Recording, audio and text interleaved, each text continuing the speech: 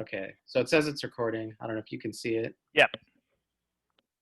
Okay, so just to start out, we are having a debate basically on Black Lives Matter. You are taking the pro position, basically that Black Lives Matter is a good thing. They're justified. I'm taking the against position, so I'll be arguing against Black Lives Matter.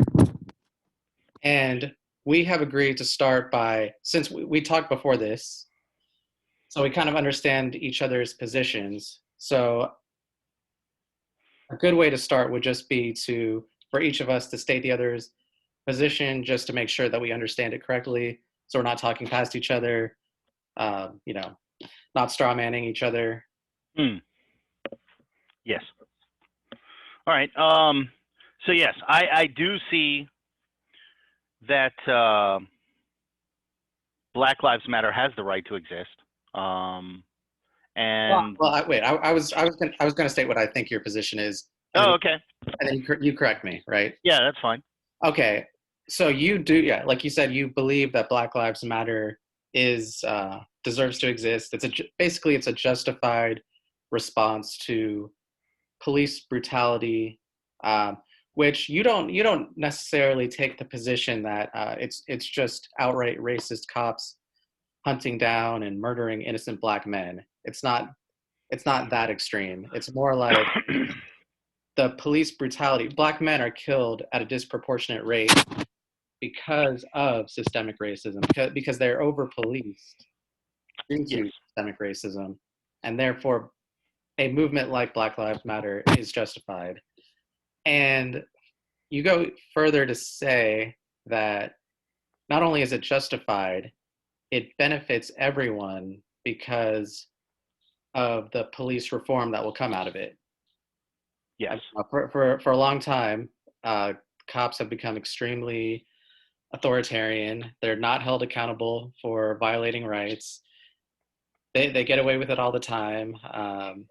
And Black Lives Matter is actually affecting some change to that. And that benefits people of all races. Yes. So I think that was basically it. Just let me know if I'm missing anything or if you want to clarify anything. No, that's. I mean, those are the broad strokes. And from what I understand of your position, you don't see that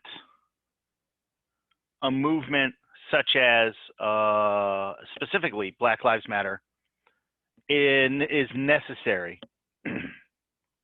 because you feel that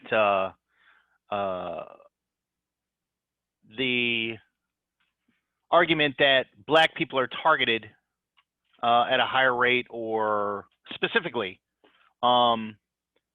isn't necessarily true, that the incidents of police brutality do go across the whole spectrum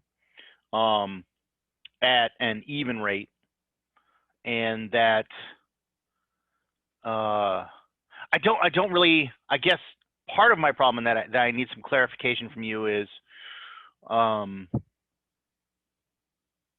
as we talked earlier, that we weren't going to talk about rioting, that we weren't going to go down that road because it's really, well, it's unattributable, and it's also a minority incident in the protest. So a loose structured organization like BLM, I guess what I'm curious about is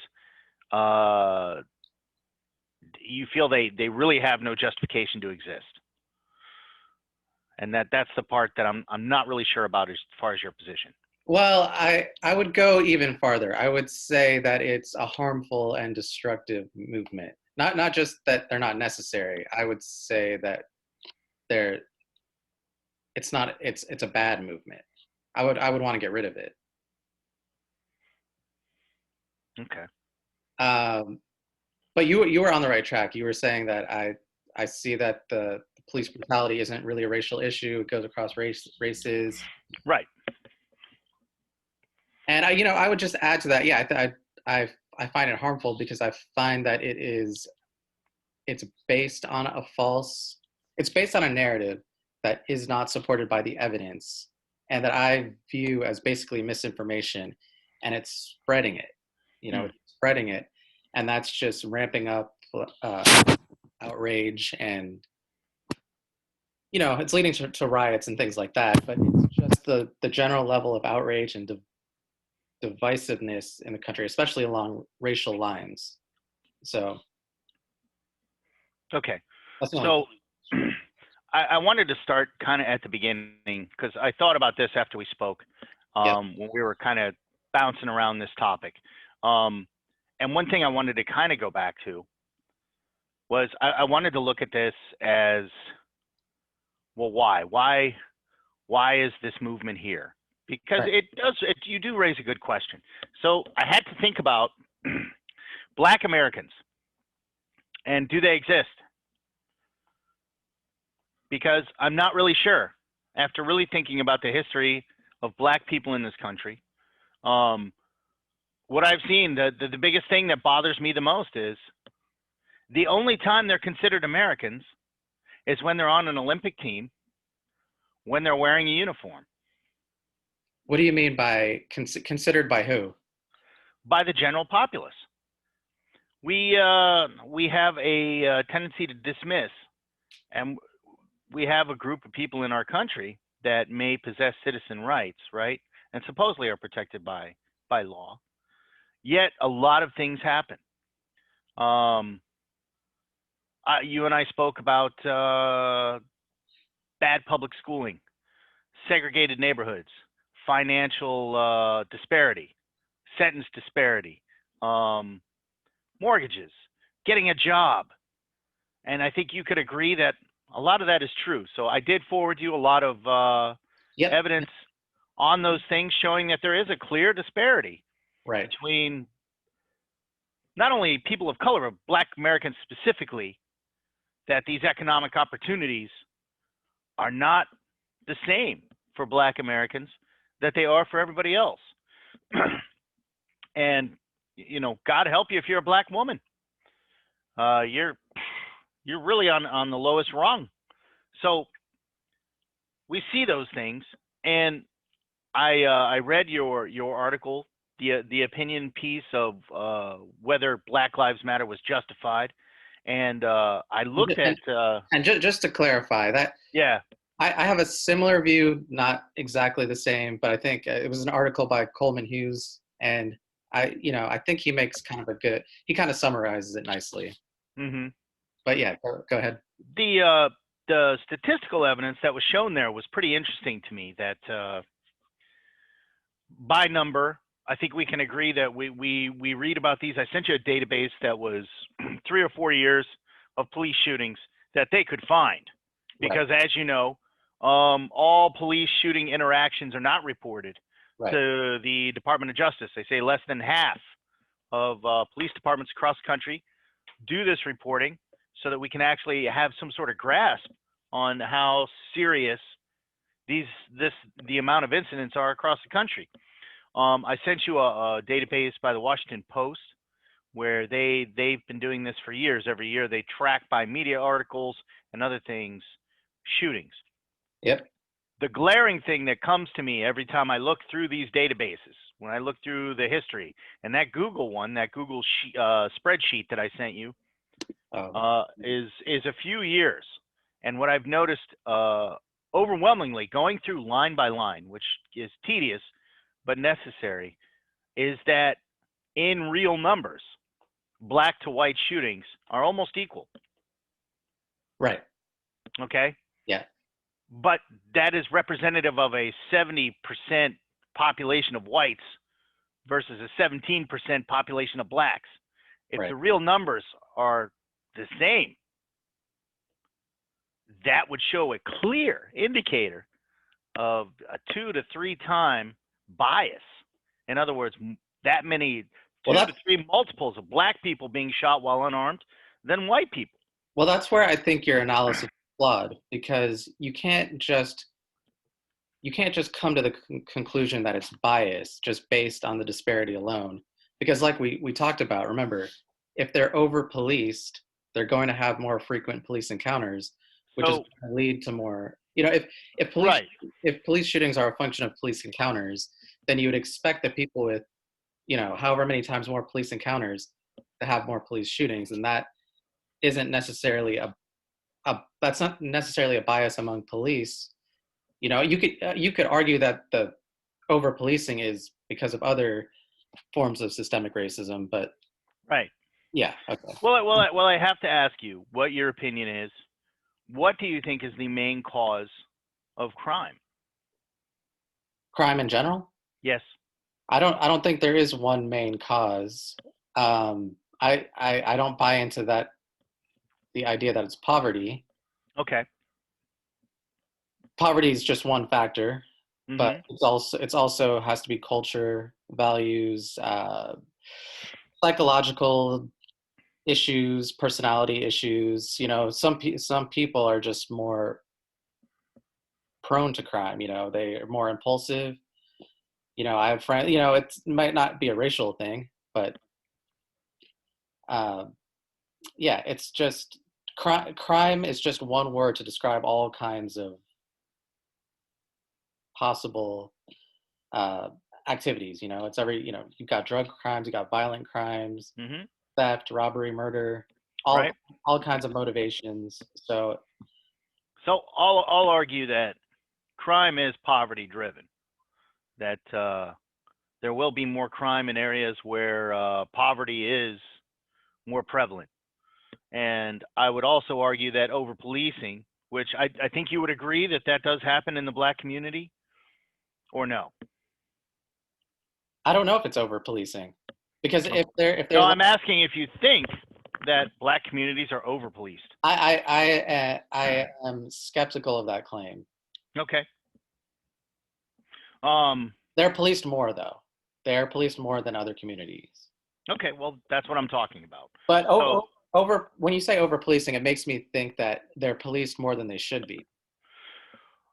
I think they're to an extent. It's I don't necessarily know that it's black communities specifically as much as it is poor communities specifically, and due to poverty being a major driver of crime, um, it would seem logical, wouldn't it? But when we get into the idea of systemic racism, which is always seems to be doubted, that somehow um, black people, once Obama became president or once the Civil War ended, had everything and every right to do anything they wanted that any white citizen had. That's I've heard this, um, maybe not stated that simply, but that racism is over in America and it doesn't exist anymore. And black people in black neighborhoods, their public schools are just as good as neighboring white schools, public schools. Their chances for getting a mortgage are exactly the same. Their chances for getting jobs, exactly the same. Their chances for getting funding for education, school loans, exactly the same. That's the argument I've heard, but statistically, that's shown over and over not to be true. Well, I mean, Um, I wouldn't make that argument. yeah. Well, this is what I'm getting to is so generationally we have this downward spiral of poverty and a smaller chance of breaking that cycle Well, um, okay, all right, keep going. Sorry. due to color, which is why I think we have segregated neighborhoods. I hear people say all the time, "Well, just move out of there," and we hear of things like white flight. We hear of things like policemen being called because there's a black person mowing their lawn. It makes you wonder maybe sometimes staying in an unsafe or poor neighborhood uh, creates maybe a feeling of safety. I wonder. So at times I wonder. Staying in a poor neighborhood. Yeah, yeah, because you know that you're surrounded by people that look like you. Maybe some people would have your back in a confrontation with police. I don't know. I can't speak from any experience. But what I do know is the numbers I read and the studies I've read that public schools are disproportionately poor in black neighborhoods, which leads to students not being on the same level by the time they're ready to go to college to compete in SAT, ACTs, to compete for scholarships. They're not prepared. They're simply not prepared because their schools aren't funded the same. And then trying to get a school loan. Maybe they're not going to get those scholarships. So they want to get loans.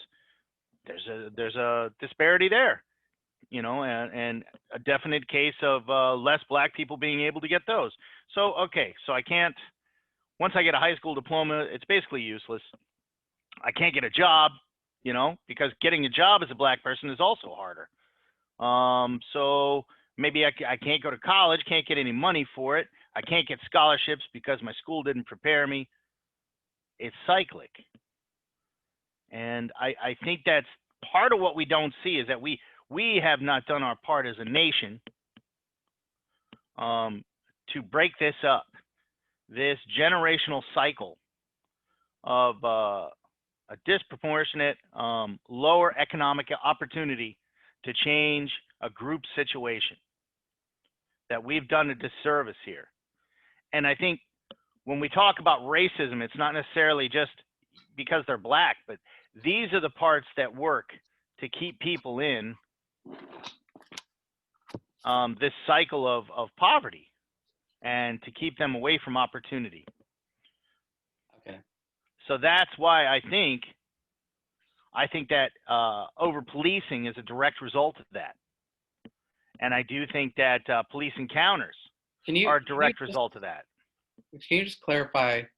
Yeah. When you say over policing, you mean, yes, you mean that I'm saying that police's focus are on black neighborhoods. and you're saying that's what that means. And you're saying more than it should be, right? I'm saying like too many cops, too well, much. Would you agree that the idea of racial profiling exists and that it does happen? And I'm saying nationally. Yes, but I don't have a problem with racial profiling. Well, I just don't. So that's what I'm talking about. I mean, okay, let me ask you something. Just on since we're on this, right? If you're a cop and you happen to notice that a certain demographic commits most of the crime, a certain type of crime, does it not make sense to pay more attention to that demographic? That depends, but you're asking me basically to be sympathetic to a system that I just brought up. There was something wrong with it. And I can't be sympathetic to when the focus is on poor people. I can't be sympathetic to that. If you've created the system that you have more police encounters based on a group of people on their skin color, I can't be sympathetic to that. I can't. But it's not. And I understand what you're saying. Yeah. Basically, what you're arguing right now is that due to this poverty, well, you're not arguing that. I will. I'll take the liberty here. Due to this poverty, we're going to have more crime in those neighborhoods, and where there's smoke, there's fire. So because you have some criminals in your neighborhood, you deserve to be racially profiled, even though you might be doing the right thing. Right? Yeah, but it's just, I mean. And how would that fly in a white neighborhood if they had caught a criminal in a white neighborhood? So now all white people need to be pulled over and questioned and well, that's different. That's different. Why is it different? Because there's a difference between just profiling, which is just paying closer attention, right?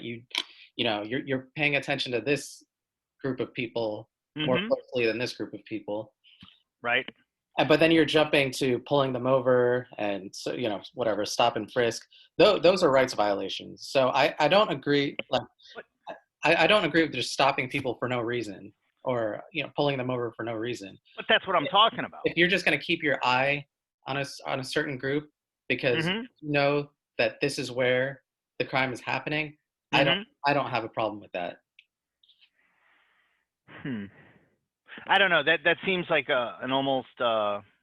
It's like you can't. That seems like a very just a distinction. It's really semantic. I mean, no, it isn't. We wouldn't know about the idea of racial profiling without action being followed by awareness, right? Well, I mean, you might. We don't worry about cops' thoughts. We worry about their actions. And we wouldn't even be speaking about this subject if there hadn't been actions behind it that obviously show, a favoritism towards black people simply because they're black, right? Say again? Sorry. Okay. So we would not even have a subject such as racial profiling if there were not actions being perpetrated by police based on people's color. Right, but the actions could just be having So more cops in black neighborhoods. we we already have that. Right, and that's a form of profiling, I think, and that I don't see it. I don't have an issue with that necessarily. Okay. But that is that what you're saying? That So really what you're saying to me is you don't believe that crime is caused by poverty. I don't believe that that's proof. I mean, I don't think you can make that statement because, like I said, there's all kinds of different motivations for all kinds of different crimes. Now, Okay, so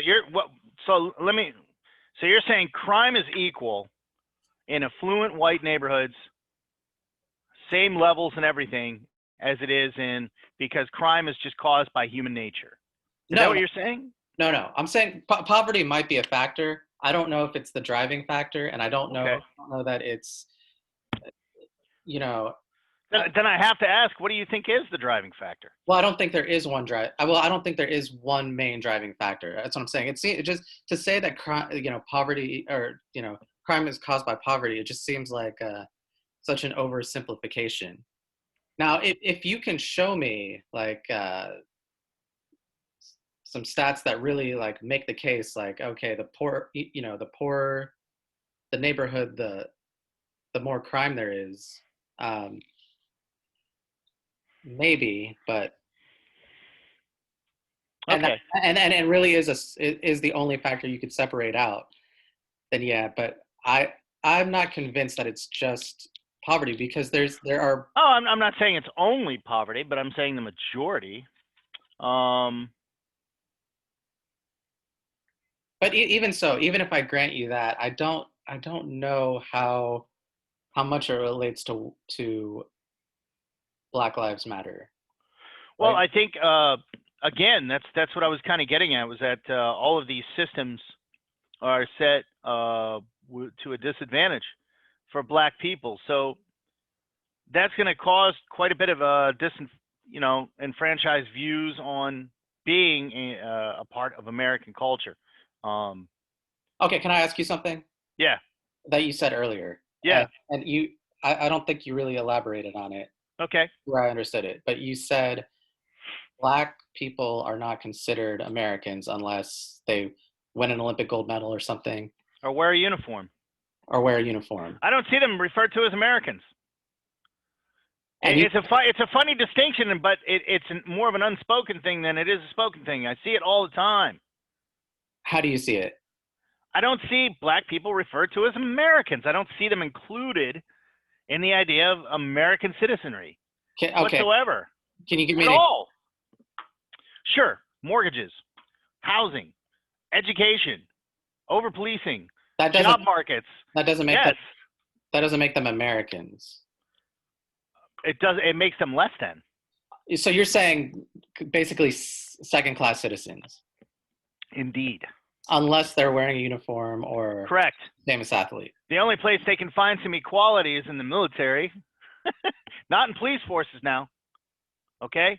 Maybe, but not really, because there are plenty of cases of that going on where you have basically leadership, whatever melanin content they have, will show the bias towards one or the other, and that Okay. happens. I've Okay. read on it.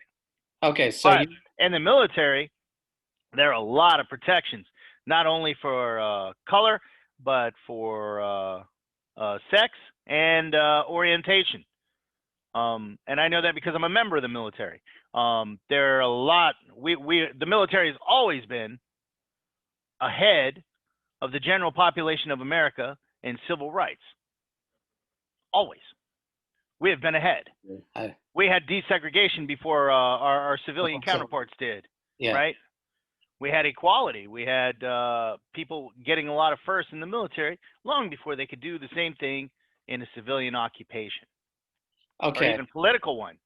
So, yes, I only time I see, and generally the only time I see Black people considered Americans is when they've died for this country, when they wear a uniform.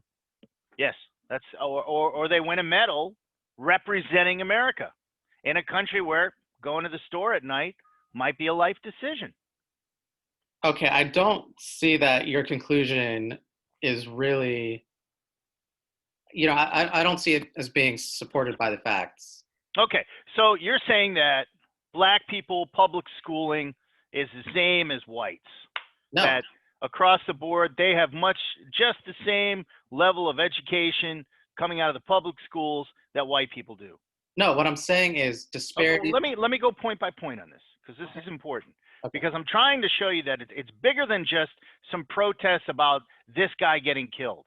okay, but Okay? can I just This clear, can I this just is an end result of a lot of time of never being at the table, and finally making a movement that literally separates them because they've always felt separate, and the evidence proves that they are. okay, but you haven't really given good Let me at. go. Let me go through it. Okay, good. Yeah. Okay, So okay. Point we by. talked about public schooling because I like to go from cradle to grave, right? Okay, you want me to open your document here? Yeah, sure. Which one are you looking at?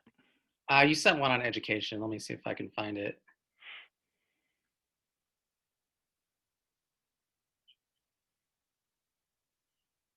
Oh, you sent quite a few. I did. Yes. I wanted you to Yeah, see. I see the sentence disparity, police shootings. I actually sent you a list of a bunch of racial disparities in public education. Yes, Okay. I'm looking. That's what I'm looking for. Okay. So there's probably about 15 or 20 articles there that say that, yes, there's definitely a difference. Okay, I see the one about the mortgages, Uh huh. hard truths, law enforcement, and race. Is that it? No, that's not it. No, no, it's actually a Google search with a lot of articles.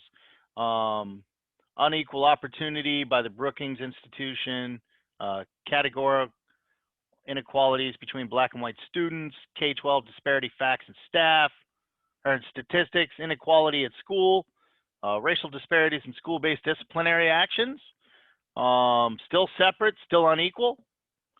There's a lot of articles here about it. Might be That's easier. just one category, though, that I wanted to talk about. There are plenty more. Okay, so let's just focus on that one. Okay.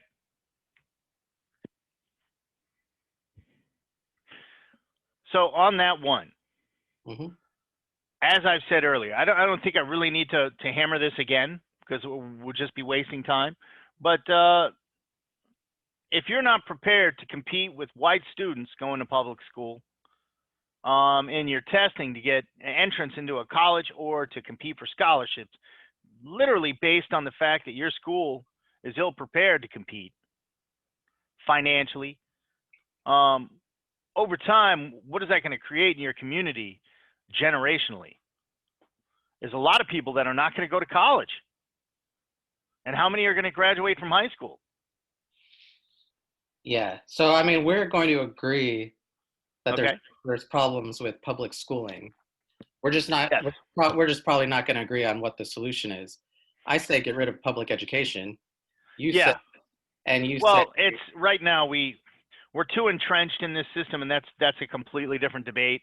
Um, but I want to show this as a facet of the black experience and why I but here, don't think they're considered Americans unless they go into the military or they go represent us at the Olympics. here's the problem with I guess the way you're reasoning here.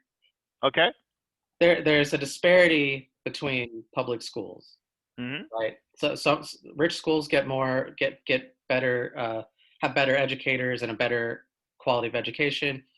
Poor schools get a shitty one, right? Right. And already it's not a racial issue. You know, Now that's not true though. I mean, it might affect black people more than white people, and it might affect It groups does. and groups more. Yeah. But that doesn't make it an issue of racism, really. Then It what just, does it make it an issue of? and it makes it it makes it basically a poverty issue, Okay. which it's still a problem, but it doesn't boil down to race. It boils down to, okay, it's a problem that these But low. do you agree that there are K through 12 schools that are predominantly black and underfunded? Okay, I don't know when you use a word like underfunded. If Yes, I don't. in comparison to their white counterparts.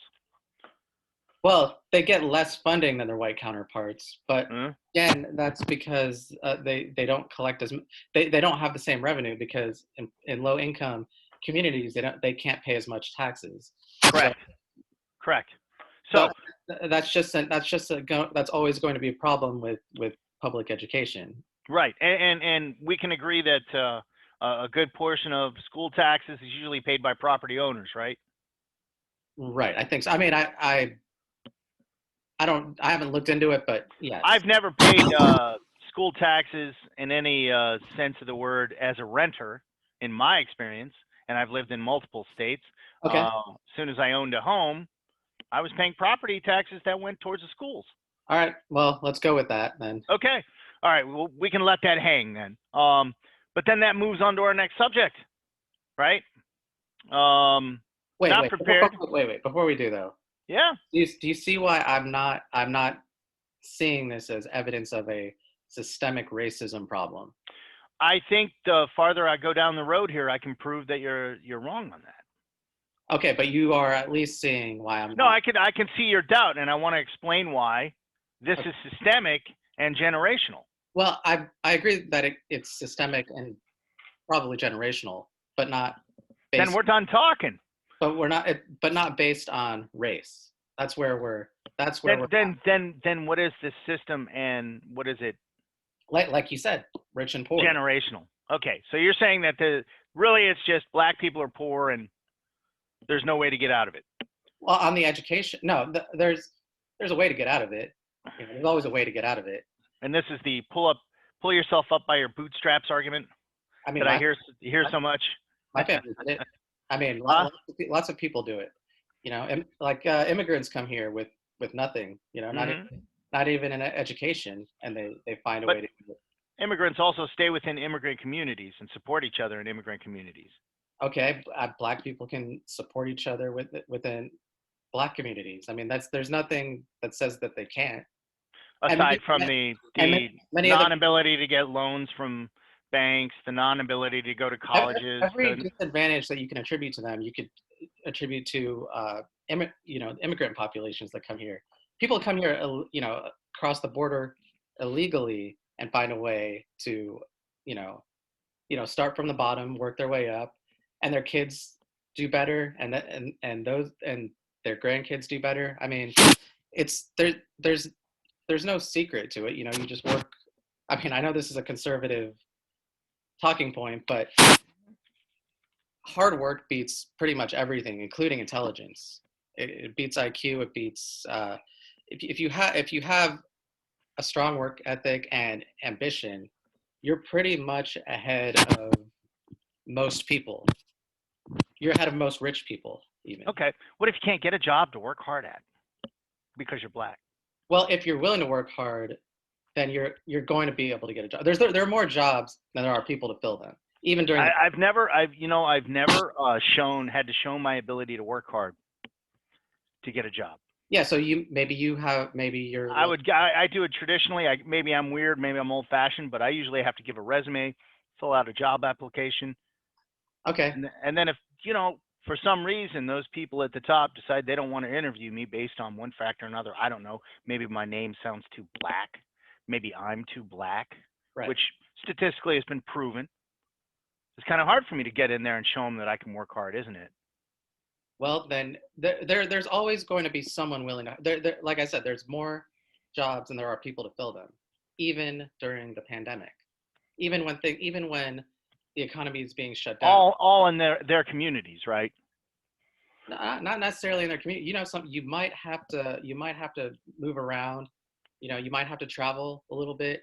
I mean, if you're in a poor area, there are poor areas where there are no jobs.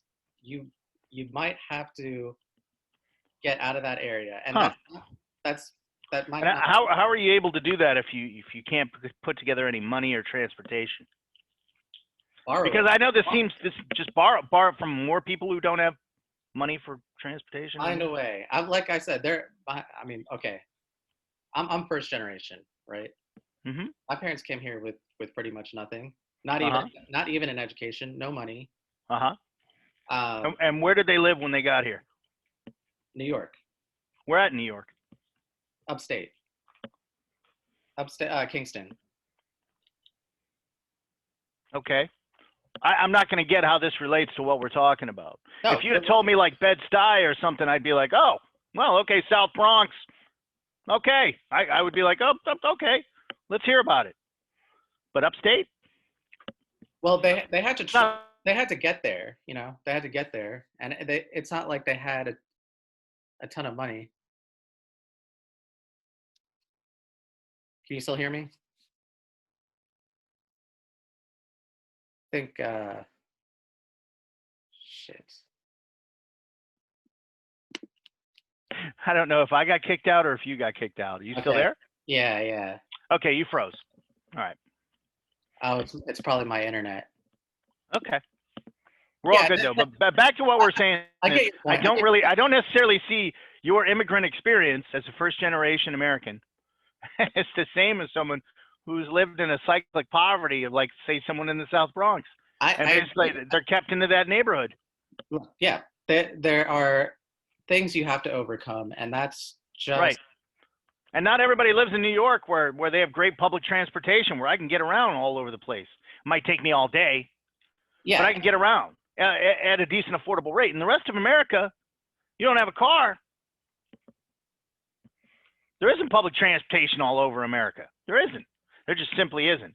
So you're stuck competing for the same jobs in your neighborhood. And if okay. they have a bias, So let me what are ask you you, supposed to do? what would you do? What would I do? That's tough because I've never been automatically dismissed based on my skin color. I'm a white male in America. But There's nothing limiting me. Nothing. but it's not dismissed based on your skin color. It's dismissed based on, like you said, not having a good quality education, not No, but that's a part of it. But applying for jobs. We talked about this the other day. That there is proof that if my name sounds too black, a good percentage of those names and applications and resumes are automatically dismissed. yeah, a percentage. Right. But that's a difference, is it not? Yeah. But that doesn't mean right. Again though, that doesn't mean that you can't get a job. It means you know, at certain places that But they my chances are definitely lower to compete against your other people. your chances are lower. Yeah. But again, also that doesn't preclude you from entrepreneurship, starting your own business With what? with an idea. A lot of times, if you have the right idea, you can get people to fund you. You know, have you heard of I don't know. I've heard of outliers. I have. I've heard of outliers where these situations that you're talking about, where some poor kid somewhere came up with a fantastic idea, who and is brilliant at one subject or another, and brought up something and got some funding. The problem is that happens about what? How often?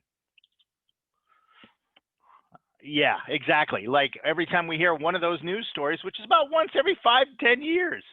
So, I mean, that's not really going to change a community. That's not going to change a public perception or a system's perception of a community, is it? Yeah, no, and it's. I'm not saying it's easy, but let me ask you this: Okay. would you agree with this? Some people, because there's a safety net. Um, You mean evil socialism? just just, just social part. Yeah, I do Yeah. believe socialism's evil, but safety net is not. Okay. It's not. Yeah. Safety net's not necessarily socialism. It's just That's exactly what it is. But it's, yeah, go ahead. Go ahead. it's just a program. Yeah. Uh, do you think that for some people, especially if they can sell drugs, you can make six figures selling drugs as a 16-year-old. Wow. You know, I mean, that's so I can't really That, blame.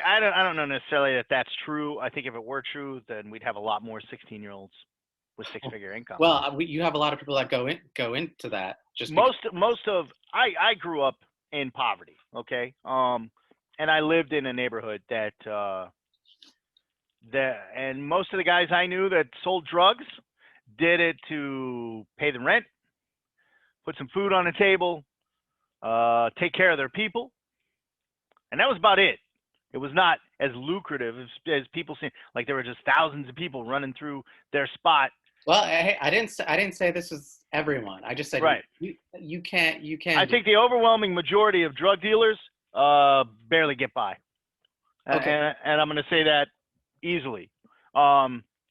There's a ton of guys out there that think they're going to get rid, you know, they're going to become, you know, the next drug kingpin in their neighborhood, their respective neighborhood, and rarely does that happen.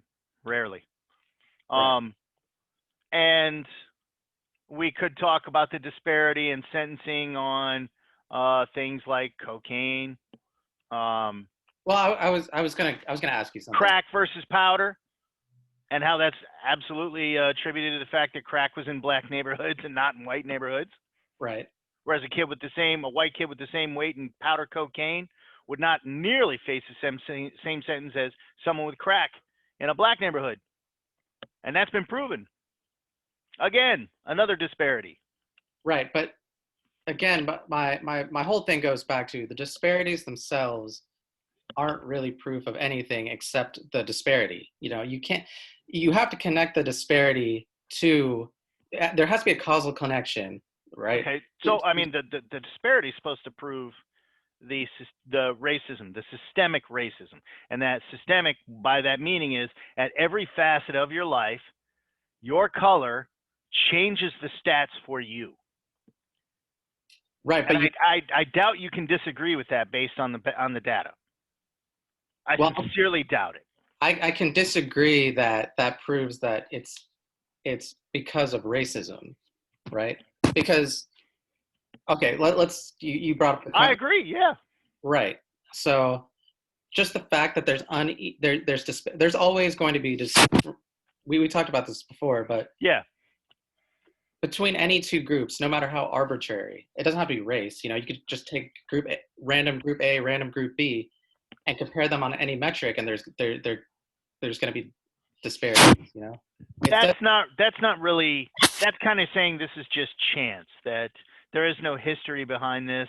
There is no slavery. No. Way back down the road that established this system. That's an arbitrary way of saying this was just chance, and they just happened to be at the wrong place at the wrong time. You and I both know it is absolutely color driven. No, I don't know that it's color driven, and I'm not saying that it's all chance. I'm just saying that the disparity by itself doesn't prove anything. You need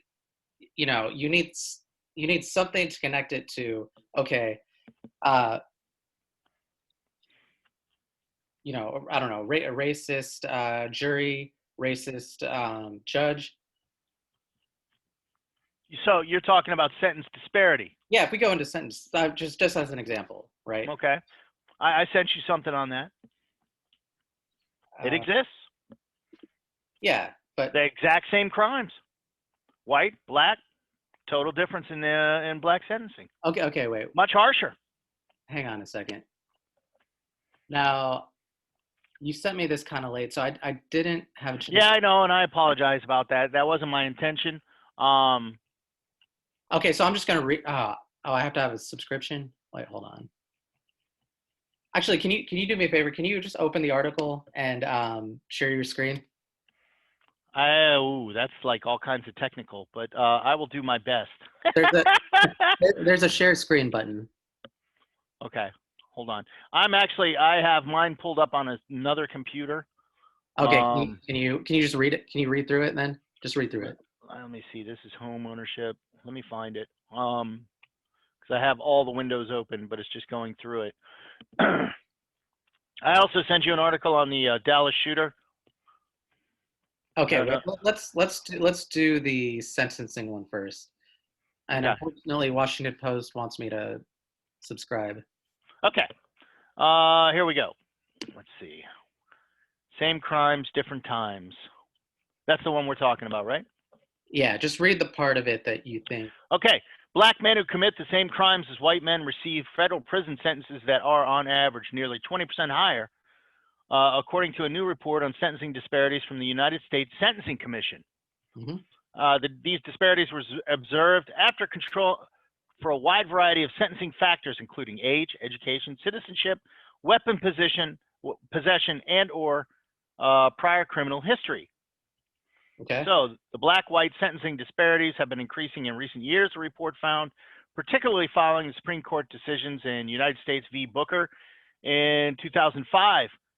Booker gave federal judges significantly more discretion on sentencing by making it easier to impose harsher and more lenient sentences than the USSC's sentencing guidelines called for. Before that decision, federal judges were generally required Can you to go back abide. Can you go back for a second? They said they compared things like they said prior convictions. What else? They age, education, citizenship, weapon possession, and prior criminal history. So in other words, what they did was, by those factors, they compared apples to apples. Well, it's still not apples to apples. Well, yeah, one's white, one's black. And we don't know the income difference, right? We don't know the area. Like, we don't know if they took people who did the exact same crime. Well, I mean, I don't think that earning potential or necessarily the salary you make every year should determine your sentence for a crime. I don't think it should either, but it's a factor. Okay, then how? Well, like I was telling you before, if you can afford a really good lawyer, the sentencing comes down to your legal defense usually. Well, it comes down to the judge, is what this story is saying. But it comes to, I mean, if you have a good lawyer, they'll find a way. Their job is to find a way to either, cut you a good deal or get the charges dropped. Well, here's a. And if you have a public defender, you're generally not getting that good of a legal defense. You're getting a state provided. That's why people. So cyclic poverty gives blacks a disadvantage in the American system because they can't afford to pay lawyers. Is that what you're saying? Poverty gives poor people a disadvantage in the criminal justice system. No matter what. I mean, I don't want to make the definitive statement because race could be a factor. Well, you kind of are, but I think you're kind of backpedaling on it right now. Well, I don't. What you're saying is that white people can afford to pay lawyers, and that's why the disparity is there, simply because they have the advantage of being able to afford a lawyer, and black people do not, which kind of goes to prove my point of systemic and generational racism and less opportunity and earning potential. No, you said apples to apples. I'm just giving you. Right. That's and let me read this paragraph to you, which will kind of settle what you're saying right now. But legal defense is still a factor that is not accounted for, or income difference. So I mean, if you agree with me that rich people have an advantage of being able to afford a better lawyer, and therefore, can catch a break in sentencing, then that has to be a factor. And that kind of goes to proving my argument. No, it doesn't, because you could be a rich black person. You could, but statistically, that's not the case. And that's what they're trying. They're trying to say. Even if what you're saying is absolutely correct, that it really all hinged on what amount of money they could spend on their legal defense, then proportionally it shows that black people are less able to do that. And that's not necessarily justice, is it? Well, it's not. I agree that it's not justice, but I don't agree that it's systemic racism, because it will affect poor white people the exact same way. They'll have the same disadvantage. All of these things, and the rich black people, all of these things are connected. Okay. If I start from when I'm born and I can't get a decent schooling, I can't get a decent job, I can't get a college education, I can't get out of this neighborhood. Okay, I can't afford to pay a lawyer. I'm agreeing with that. Sentence disparity. All of these things are in relation to the fact simply of being black. It's that's systemic racism. It's being poor, though. That's not what this story is talking about, is it? It's equating poor and black. Right, because black people on average are poorer than whites on average. So that kind of says that there was a need for a separate police brutality movement based on a group of people that are disenfranchised by generational and systemic racism. Okay, but that is not why people are in the streets. And why are they in the streets then? Because they believe racist cops are out there just gunning down black people, unarmed black men. You know, they think there's a general trend of racist cops just murdering black people and just getting away with it. I And mean, isn't that what's happening?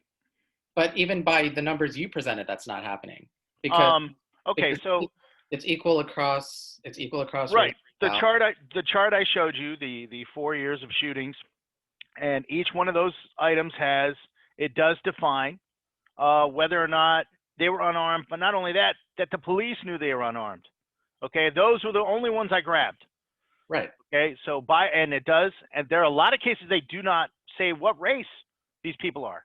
Right. Okay, so I took those out of the equation. I focused on white and black, Okay. right, for 3 to 4 years. In 1 year alone, 80 cases black, 80 cases white.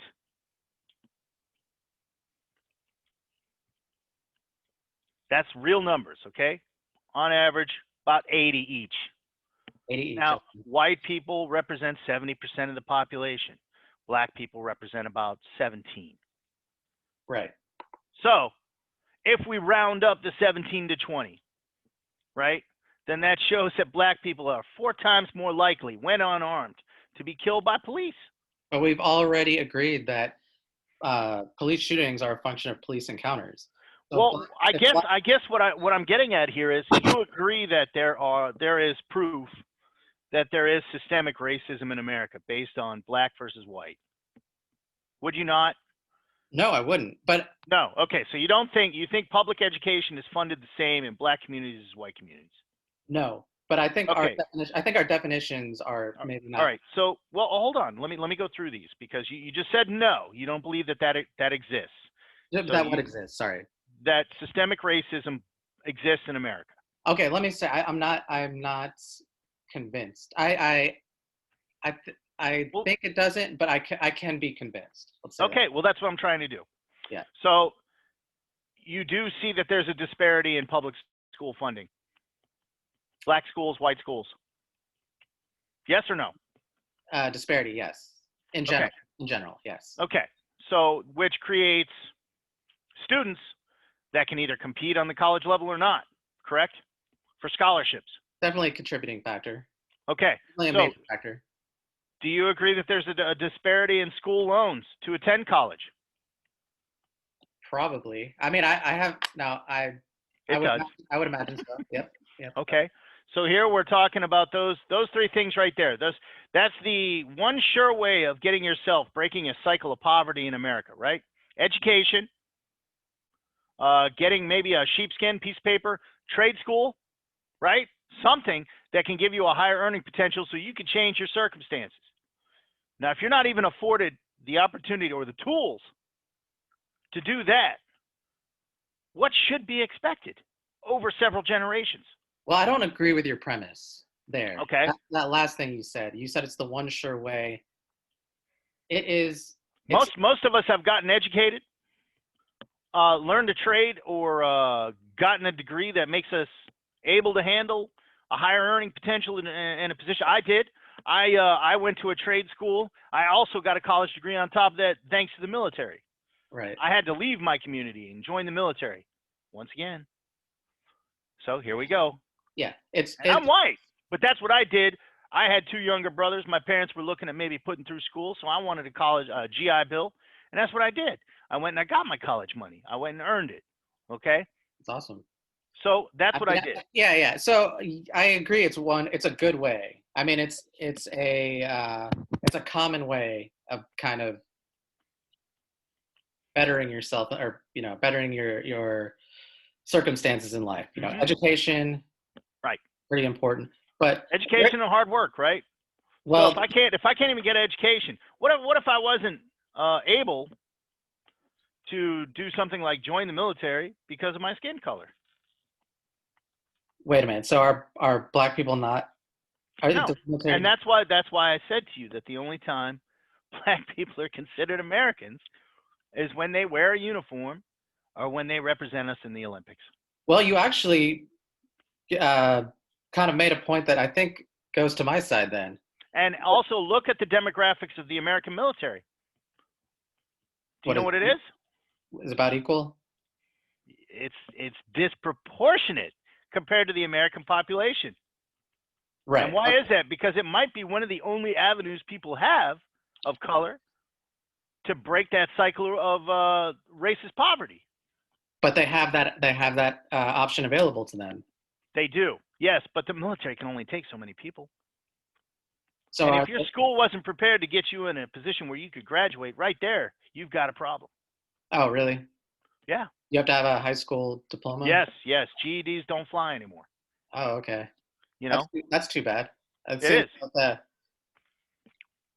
It seems like It used to. It used to when we were in 2 wars and they needed bodies.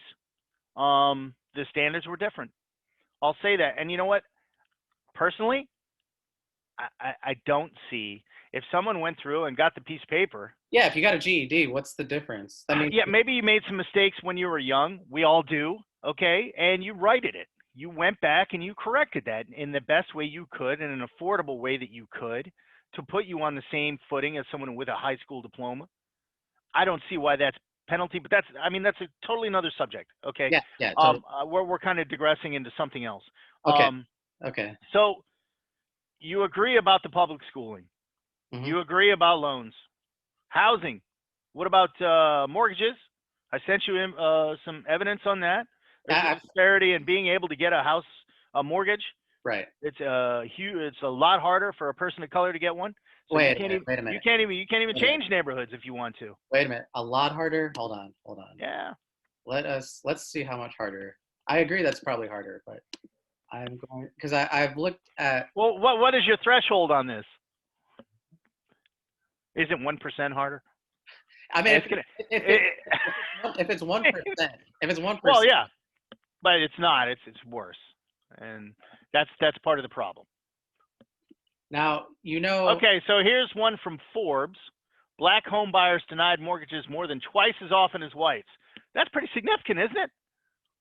Right, but again, that goes. I mean, why do people get denied mortgages? It's because of their income and their credit. Huh. It's it's a cycle, isn't it? It's a catch-22. But it's poverty.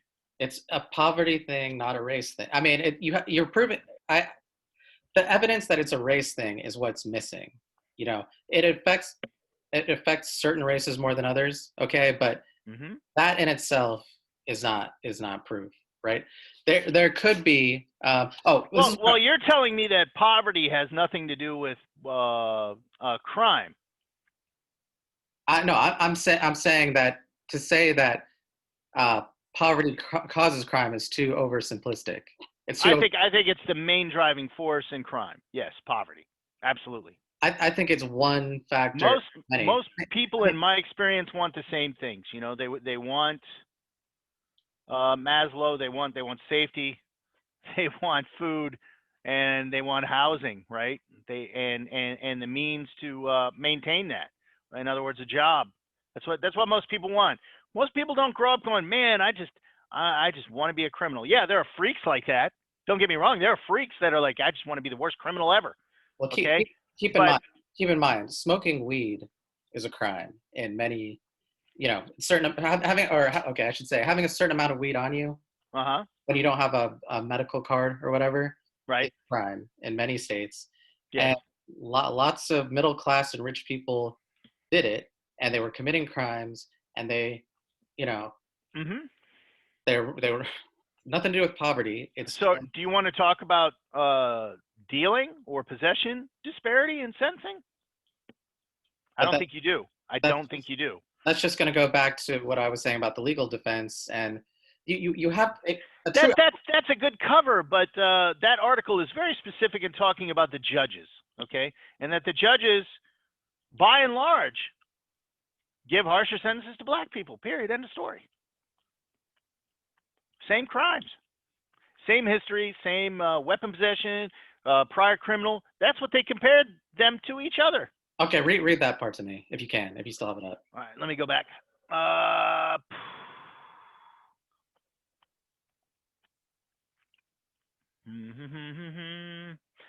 Okay, these disparities were observed after controlling for a wide variety of sentencing factors, including age, education, citizenship, weapon possession, and prior criminal history. We'll go to the part about the judges. Okay. Um,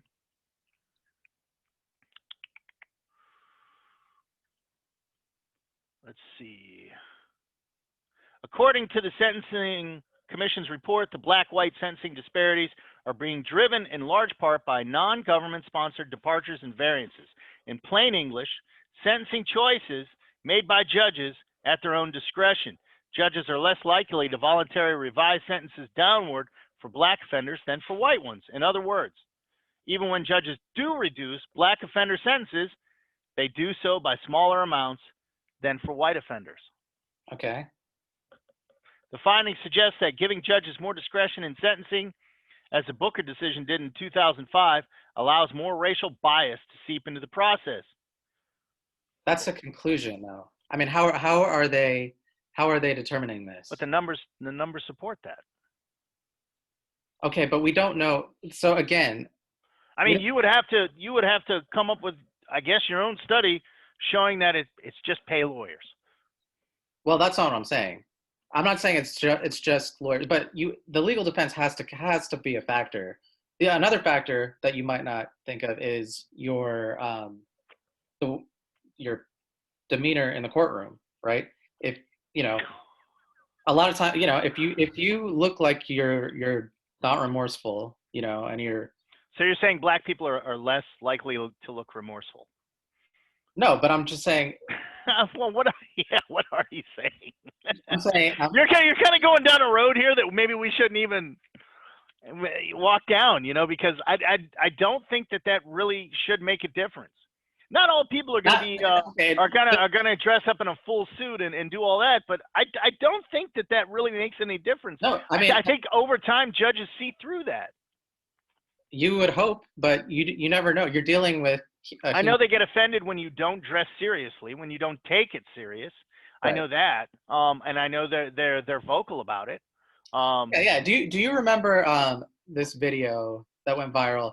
It was of a white girl, but she's going to the judge to get her sentence for whatever she did, and then as he's giving it to her, she laughs and walks off and says something under her breath, calls her back over, and then adds whatever another. Right. You know what I'm talking about, right? Yes, I do. I know it was in Boston court. Yeah, yeah, I remember that. That kind of thing matters, right? Absolutely. So you're telling me that in each and every one of these cases that they're talking about, it was because of the demeanor of a black defendant versus a white defendant? No, I'm just giving you examples of factors that you have to consider besides. I mean, it sounds like you're kind of trying to go off into tangents that I agree can, and you're trying to use these outlier arguments when you have a thrust of data here that's based on a bulk of cases. But I'm not disagreeing with the data. I'm disagreeing with your interpretation of it, right? My interpretation is their interpretation, and that is that black people's sentences are higher. And I don't basically because they're black. Okay, but I don't see that interpretation being justified just by that data alone, right? It's remember my original position, right? Remember what it is. I don't believe the movement's justified based on the evidence. And so you probably think my standard of evidence is just ridiculous, right? No, I think that you will find one little chink in an argument, and therefore that disqualifies the entire argument. Well, and you keep doing that. Well, the way, a paid lawyer or the way they act in court, we don't know that. That has nothing to do with the argument or the article or what we're saying here. But that's nothing. My point. That's my point. It wasn't taken into account, and it's hard to take those kind of things into account. Well, yeah, because they're outliers. They don't happen often. They're very strange and rare. So when you say that this whole thing can be dismissed, if it was such a significant factor, why wouldn't it be included? Well, what business does the Washington Post or Forbes, what interest do they have in showing a racial bias? They don't have an interest. They're readers. Then what's the agenda here? Because what you're trying to tell me is that they're just telling one very small part of the story and they're not looking at the whole picture. When I think they're showing the whole picture and you're trying to find one little thing. No, an outlier. to dismiss the argument. Okay, I'll tell you. To me, it's a massive confirmation bias, right? If you have this idea in your head already that there's, this systemic racism and it's Hmm. prevalent and it's Yes.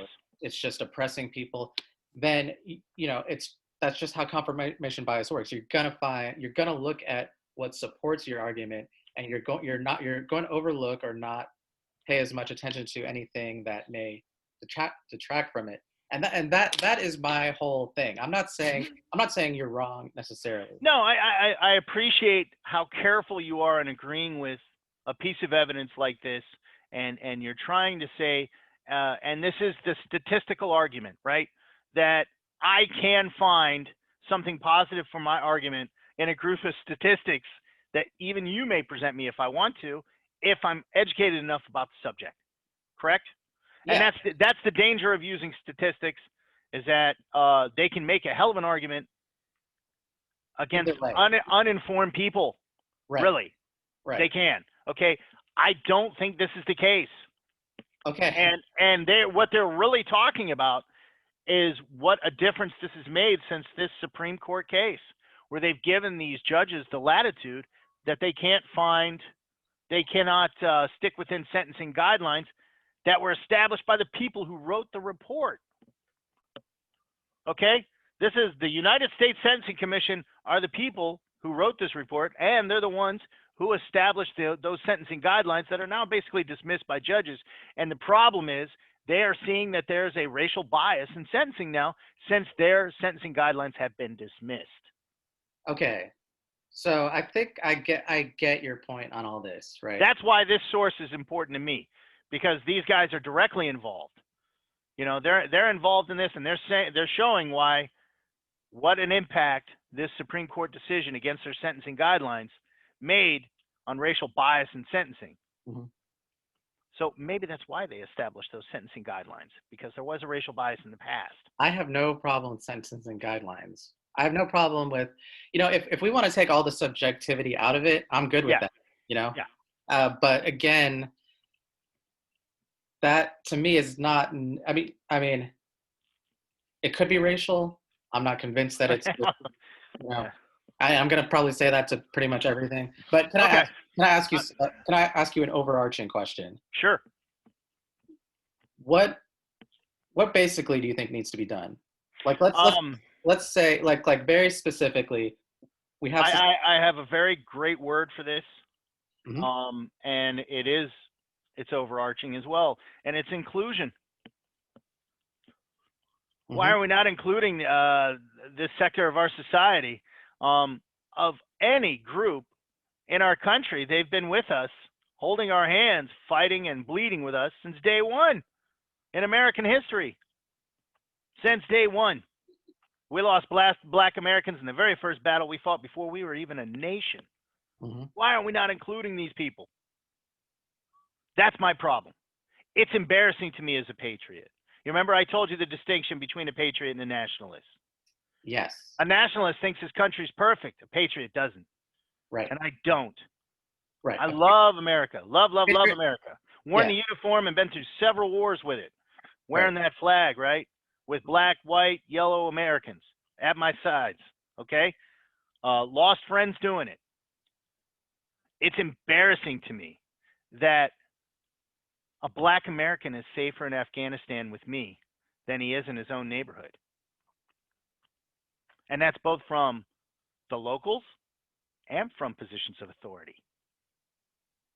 He's safer on deployment and more equal and considered an American in Afghanistan on a combat mission, and will get the exact same treatment that I will, more than he will back in his own nation.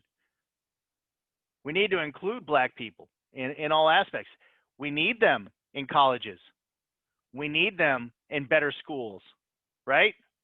We need them making more money and mixing into the neighborhoods.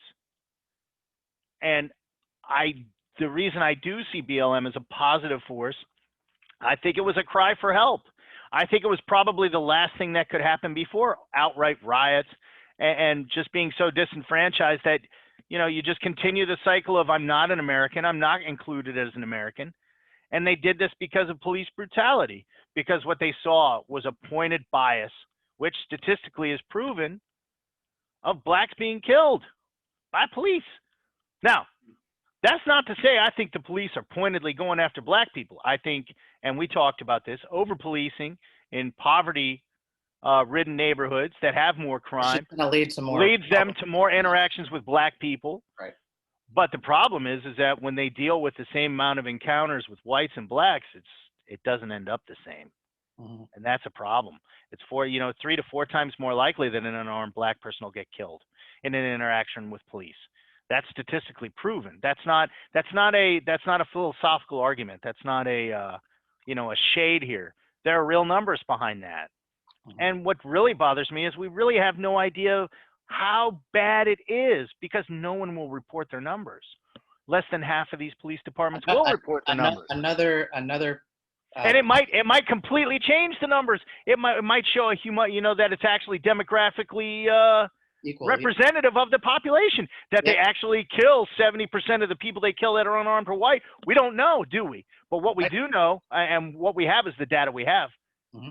And it is not a good reflection on police and black people. It's incomplete. And their interactions. It's incomplete, but we still have it. And that's what we have.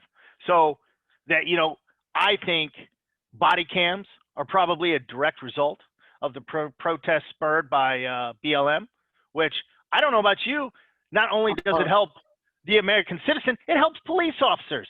Yep. Because how many body cam things have you seen where you're like, yeah, I'm sorry, Billy, I think I would have shot that guy. You know what I mean? I think if he would have ran at me with that knife, I probably would have shot him too. Yeah. Exactly. How many times have we seen that body cam footage where we're like, yeah, I can see why. Now the story looks completely different. Yeah, I would have shot that guy. And how many times have we seen those arguments on Facebook where people have looked at it and been like, oh yeah, I'm going home tonight. I'm dropping that guy. And you can see that. But how many times have we also heard of body cams being turned off?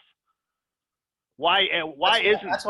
And now that I think BLM also spurned the fact that police officers are being charged, not just put on administrative leave to be investigated by their own departments and then, quietly dismissed at a later point down the road when media focus has come off of the case. I think now that they're actually seeing criminal charges, I think that's also a direct result of BLM sustained protests across the United States. That, in other words, that was it. We've had enough. And I cannot say that there's no way you're going to convince me that doesn't benefit white citizens, and that doesn't benefit police departments as a whole, which historically, to this point, have been accepting of cancerous members of their police forces. You're never going to convince me that the majority of police officers are racist, or just bad personality types, but we know that those guys do exist, and we know that the idea of being a police officer attracts that negative personality type. And we know they cover for each other. Right, and that has to stop. Yeah, it has to be a point of pride. One point I brought up to you, I'd like to reiterate on.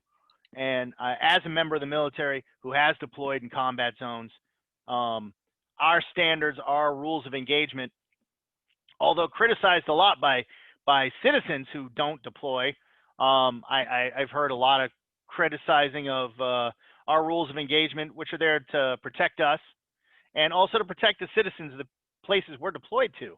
Okay, so that we don't feel that we just have free license to go and mow down whole neighborhoods. The standard for me to be able to actually engage someone and kill them, and the accountability I'm held to, the standard I'm held to, in a war zone, is so much higher than it is for police. If I made the same mistakes they made, I'd be in prison. Yeah, there's just not enough accountability. And I wouldn't argue with you that there aren't good things that have come from the movement.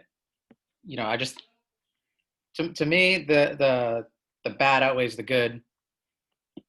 It's almost like I don't know. I always go back to the religious argument, right? But it's like actually you might not agree with this, but it's kind of the same reason I'm against religion, right? I think I brought this up before, but all kinds of good things can come out of religion. It brings community. I mean, it gives people community. It gives people a sense of purpose. Right. But it also causes a lot of wars. It causes a lot of wars. It causes a lot of bloodshed. I mean, even today, you get not as often, not so often, but people blowing up abortion clinics. You got people against stem cell, whatever, stem cell research. Right. The bad outweighs the good, and there are still good reasons of all the good that comes out of religion can be gotten elsewhere, right? And I kind of think the same way about a movement like BLM. You don't need a deranged movement that gets everyone Well, out. let me ask, what makes them deranged, and why didn't those good things happen without them? Why didn't they? Well, police reform activists have been a thing for a while. Mm-hmm. So that was happening. And Just how effective were they? I mean, it's changing the system is slow going. Mm-hmm. And BLM may have sped it up. Well, wouldn't argue that. But then you got to take all the bad with it. You've got to take the divisiveness it's created. It has increased racial tensions. Whether it's obviously the rioting and the looting and the violence. And I know you're saying the Dallas guy isn't part of the No, group, however. he wasn't. But He there's was actually angry at BLM. He was angry at them, and that was part of. He made that statement very clear. The police chief actually put that statement out that he said, well, the shooter had detailed that he was angry at BLM and criticized them. So, okay. I won't argue that then, but I would just say to me, the bad outweighs the good, and it's totally unnecessary. We can still push for police reform, fixing public education, helping people, maximize opportunities in their life without like a race-based outrage movement. That's how I see it. well, I mean, it started as a hashtag. It's actually worked in reverse of what you're talking about. Those reforms and working against systemic racism has become a part of their platform now. Originally, it was a hashtag. It was a hashtag about yet another unarmed Black American shot dead by police. Okay. Right now it's And then another incident happened, and again, BLM, the hashtag came out and about. And then another incident. And the problem is we hear this too much. It's too much. And it gets to a point where people have had enough. And, I understand what you're saying. Like, you don't think that they really have the right to exist.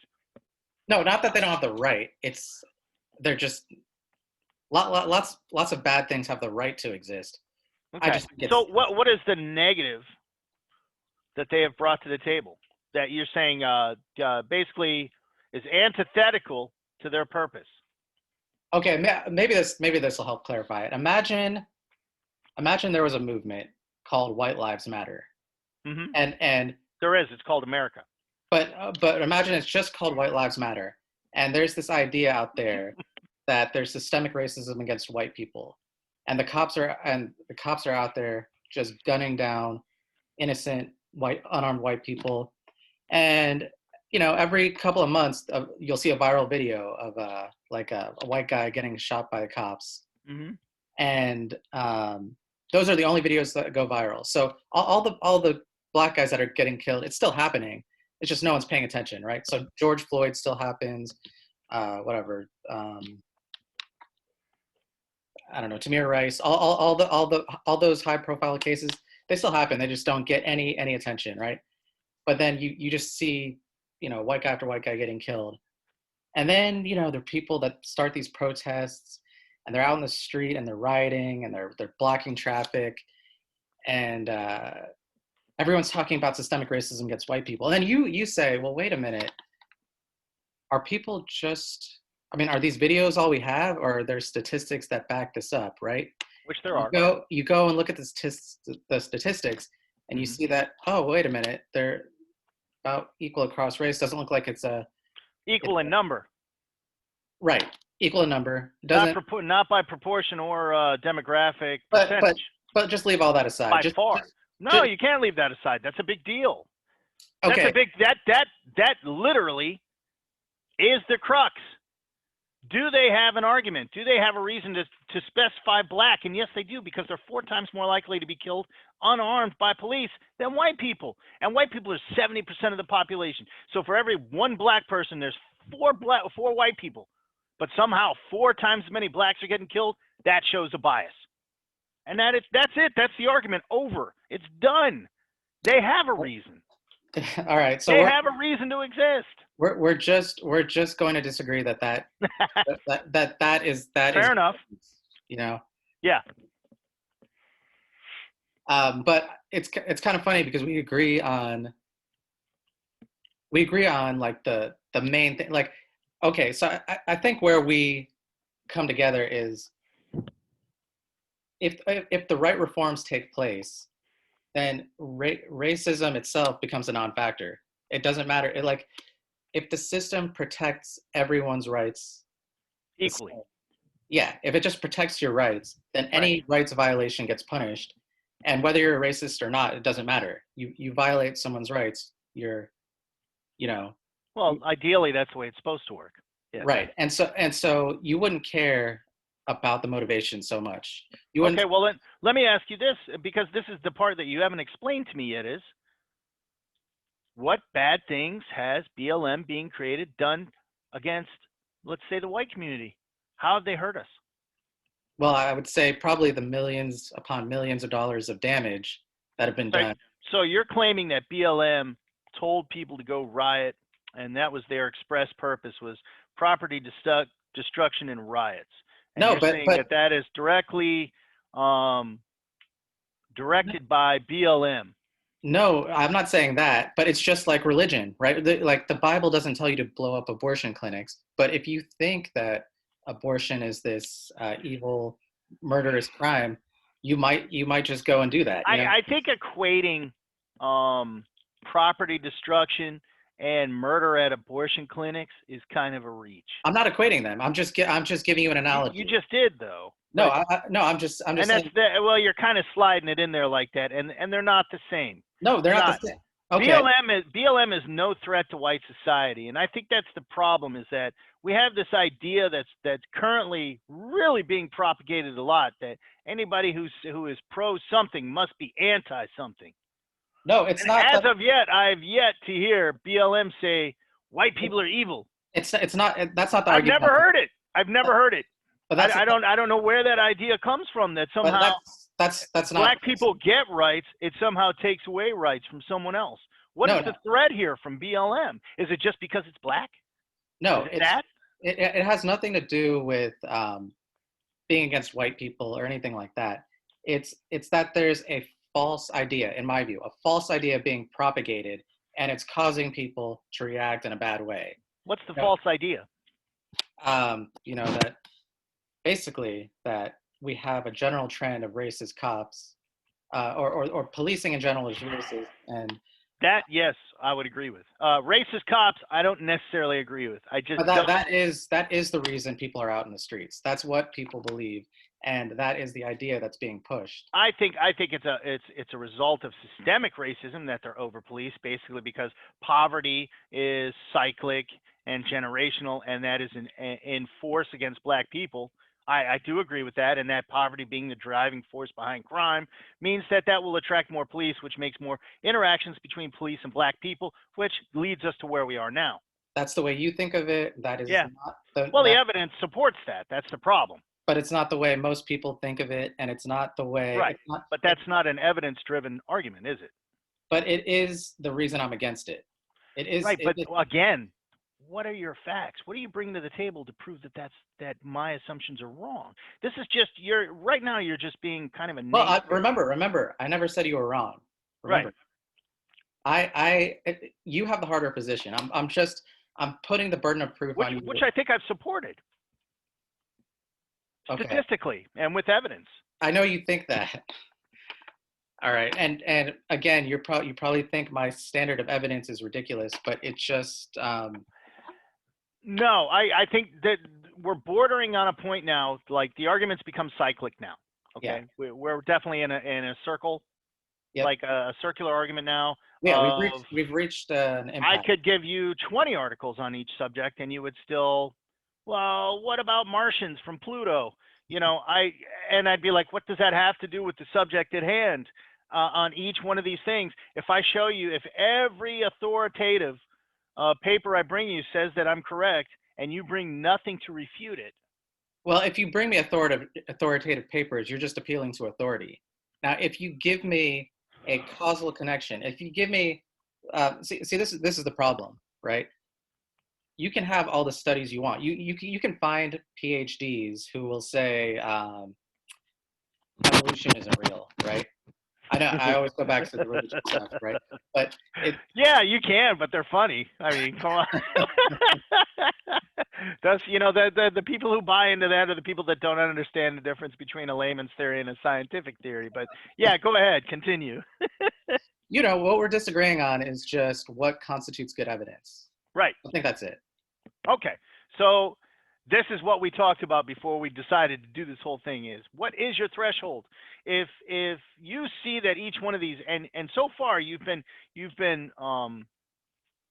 very intellectually honest in saying, yes, I can see that schooling is not at the same level Yeah, it's for not black equal. people and white people. It's not Right. fair. Right. Jobs, not the same based on resumes being dismissed. Right. Right. Home mortgages, not the same. Yeah.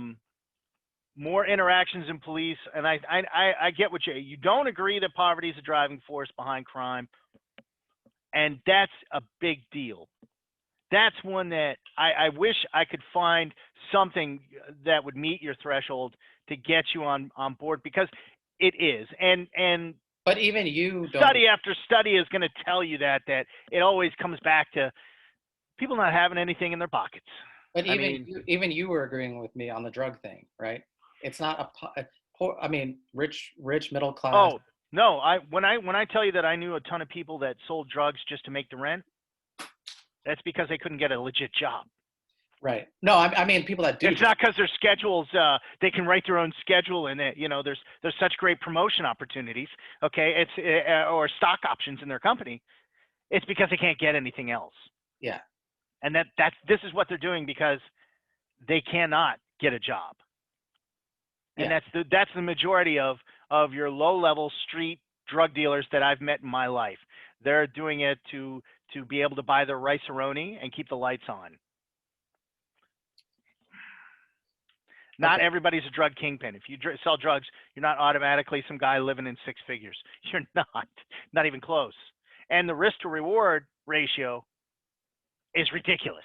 It's so against. I think my Zoom is about to cash out on you. It's about to cash out on me. Okay. You want to should we just summarize? Absolutely. Yeah. You go ahead. Yeah. Like I said, I think it just comes down to us. I mean, we agree on the data. I don't agree on your interpretation of the data, and that's the bottom line. That's fair. Yeah. I think it's a bigger. I think that a movement like BLM was going to exist eventually, based on the generations, because these are not the first race riots we've had in America. We've been having race riots in America since the Civil War.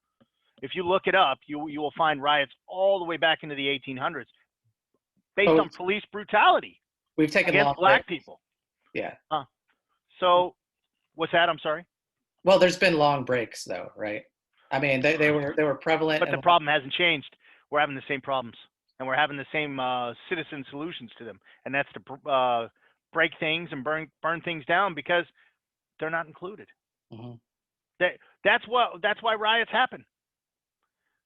Riots don't happen because we just feel like breaking Joe the store in his window. They happen because you don't feel like in any aspect or facet of society you're included. All right, this thing's about to cut out on me. All right, brother. All right, yeah. So it's been fun. should we put this up, or do you think? I don't know. I think maybe we should offline. We should get together and figure out what it's going to take to convince each other. Okay, I mean, I still think it was good. Yeah, I do too. Maybe this is, we'll say this is part one. Yeah, that works. Okay, and we'll figure out what to do with it. Okay. All right, I'll touch base with you later. All right. Thanks. Thanks.